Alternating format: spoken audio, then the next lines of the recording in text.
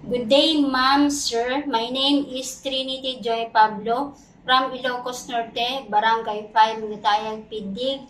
I'm 39 years old. My height is 151 centimeter. My weight is 45 kilograms. I'm happily married and blessed for children. My highest educational attainment, high school graduate.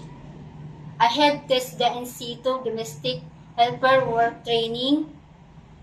I have work experience in Oman for 4 years, 2 employers. My first experience for 2 years employers, 8 family members and 6 children, age 15, 13, 10, 8, 5, and 2. My duty are taking care for kids, cleaning, cleaning the, cleaning the house, cooking meals, washing dishes, and also I have experience um, taking care for kids 1 year old and 3 years old.